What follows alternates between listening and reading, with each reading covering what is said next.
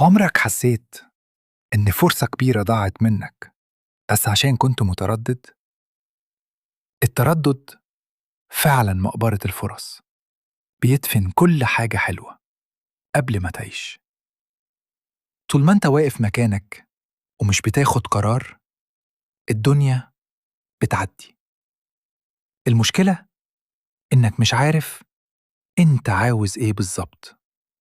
كل اختيار قدامك بيخوفك، تفكير زيادة لحد ما تتجمد، تبقى قدام قرار مصيري ومش عارف تتحرك، تقدم رجل وتأخر رجل، كأنك واقف على حافة، خايف تختار غلط وخايف تندم. بس الحقيقة إن عدم الاختيار هو أكبر غلطة. الفرص مش بتستنى حد، بتيجي مرة ويمكن ما تتكررش، وانت واقف تفكر غيرك بيخدها ويمشي، وبعدها تقعد تقول يا ريتني، تلوم نفسك على اللي ضاع وتقول كان ممكن أعمل وأبقى وأوصل.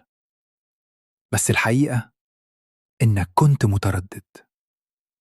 التردد بيخليك شايف كل حاجة صعبة، وبيكبر الخوف جواك، يخليك تشوف أسوأ الاحتمالات بس، وكأن النجاح مستحيل، مع إن كل الناس اللي نجحت كانت بتخاف.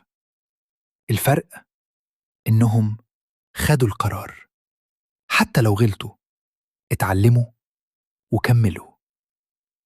لكن أنت واقف مكانك، لا خدت خطوة ولا رجعت لورا، وده أصعب مكان ممكن تكون فيه، لأنك عايش في حيرة مستمرة، والتفكير مش بيخلص.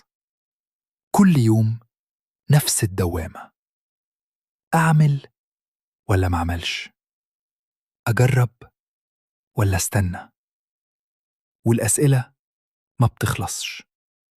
بس الحل مش في التفكير بس، الحل إنك تتحرك، تاخد خطوة حتى لو صغيرة، تقبل إنك ممكن تغلط، لأن الغلط جزء من الطريق، ومفيش حد بيوصل وهو خايف طول الوقت. القرار الصح مش دايما بيبقى واضح، بس الجرأة هي اللي بتوضح الطريق. وكل مرة هتختار هتتعلم أكتر، وهتعرف نفسك أكتر، ومع الوقت التردد هيقل، لأنك أخيراً بطلت تخاف وبدأت تعيش. لو عجبك المحتوى ده ما تنساش تعمل اشتراك عشان توصلك حقائق علم النفس.